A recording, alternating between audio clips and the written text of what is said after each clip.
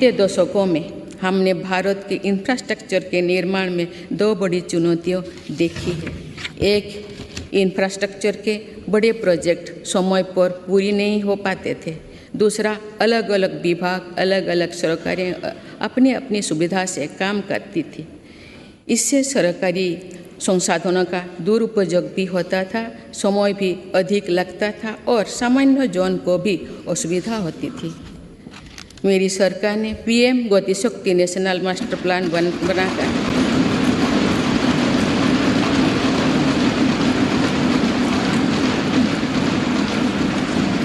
इन चुनौतियों से निपटने के लिए ठोस कदम उठाए हैं।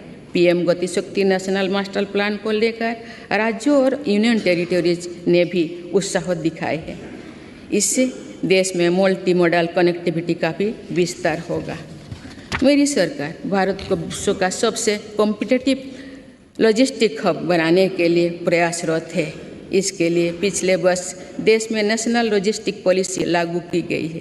इस पॉलिसी के लागू होने से लॉजिस्टिक कॉस्ट में काफ़ी कमी आई। मेरी सरकार देश के विकास के लिए जिस स्पीड और स्केल पर काम कर रही है वो अभूतपूर्व है, अतुलनीय है।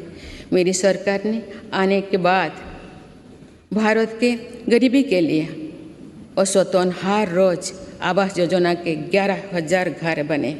इसी अवधि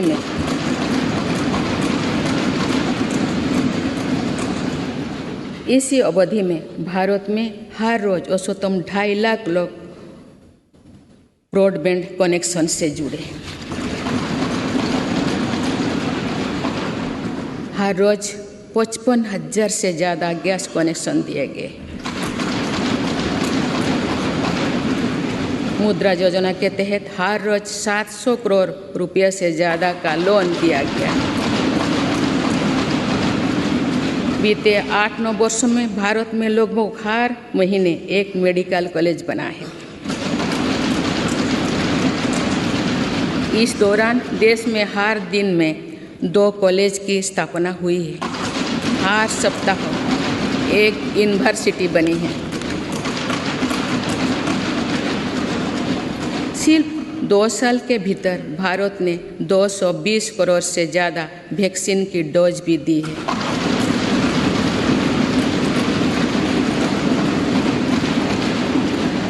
सोशल इंफ्रास्ट्रक्चर की बात करें तो साल 2004 से 2014 के बीच देश में जहां 145 मेडिकल कॉलेज खुले थे, वही मेरी सरकार ने 2014 में 2022 तक 14 से 2022 तक 260 से अधिक मेडिकल कॉलेज खोले थे।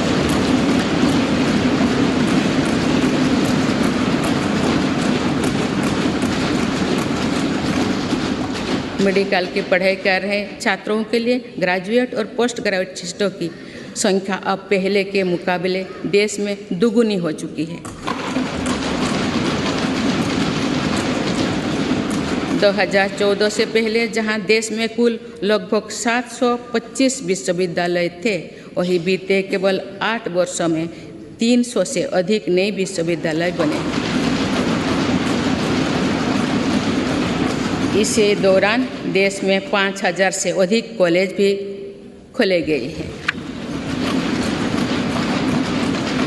इसी प्रकार फिजिकल इंफ्रास्ट्रक्चर में तो देश में कई नए रिकॉर्ड बने हैं। प्रधानमंत्री ग्राम सड़क योजना में 2013-14 तक देश में करीब 3,81,000 किलोमीटर सड़कें बनी थी, जबकि 2021-22 तक ग्रामीण सड़कों का ये नेटवर्क 7 लाख किलोमीटर से भी ज़्यादा हो गया।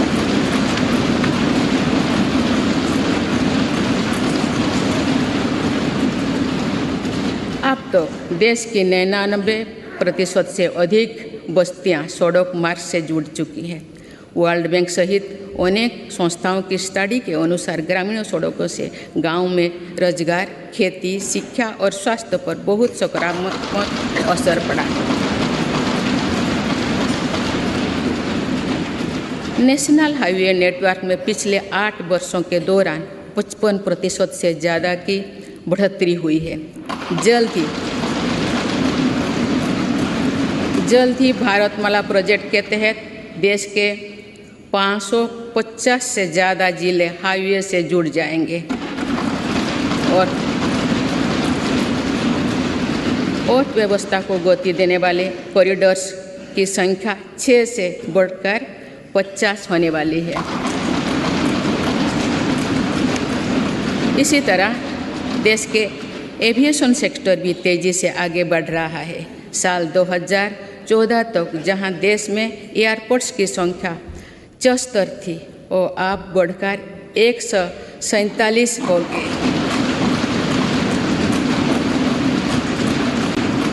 आज भारत दुनिया का तीसरा बड़ा एविएशन मार्केट बन चुका है। इसमें उड़ान योजना की भी बहुत बड़ी भूमिका है। भारतीय रेलवे अपने आधुनिक अवतार में सामने आ रही है और देश के रेलवे मैप में अनेक दुर्गम क्षेत्रों भी जुड़ रहा है। वंदे भारत एक्सप्रेस के रूप में एक आधुनिक और सेमी हाई स्पीड ट्रेन भारतीय रेल का हिस्सा बन चुका है।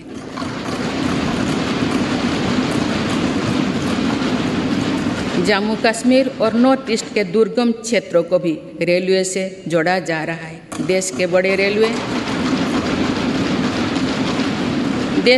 रेलवे स्टेशनों को आधुनिक बनाया जा रहा है। भारतीय रेलवे का दुनिया का सबसे बड़ा बिजली से चलने वाला रेलवे नेटवर्क बनने की दिशा में तेजी से अग्रसर है।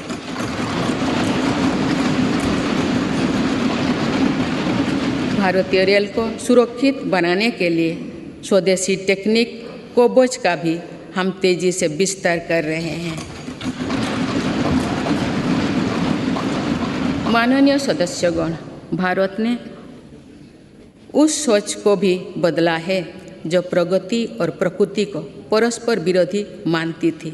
मेरी सरकार ग्रीन ग्रोथ पर ध्यान दे रही है और पूरे विश्व को मिशन लाइफ से जोड़ने पर बल दे रही है। हमारी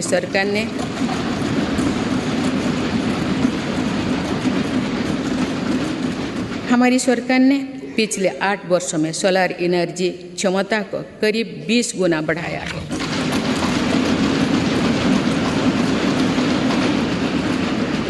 आज भारत रिन्यूएबल एनर्जी की क्षमता में विश्व में चौथे स्थान पर है। देश के बिजली उत्पादन की 40% क्षमता नॉन फॉसिल फ्यूल्स में पैदा करने का लक्ष्य देश में 9 वर्षों पहले ही हासिल कर लिया है। ये सफलता वर्ष 2070 तक नेट जीरो के हमारे संकल्प को सशक्त करने वाली है। देश में पेट्रोल में 20% इथेनॉल ब्लेंडिंग के लक्ष्य पर भी तेजी से काम चल रही है। सरकार ने हाल में मिशन हाइड्रोजन को भी स्वीकृति दी है। ये ग्रीन एनर्जी के क्षेत्रों में भारत में लाखों करोड़ रुपए की निवेश को आकर्षित करने वाले हैं। इससे फलस्वरूप ग्रीन एनर्जी को लेकर भी एनर्जी सिक्योरिटी के लिए भी विदेशों में हमारी निर्भरता कम होगी। देश के शहरों में प्रदूषण कम करना भी हमारी बहुत बड़ी प्राथमिकता है। इसीलिए इलेक्ट्रिक मोबिलिटी के लिए बहुत बड़े स्तर पर काम चल रहा है।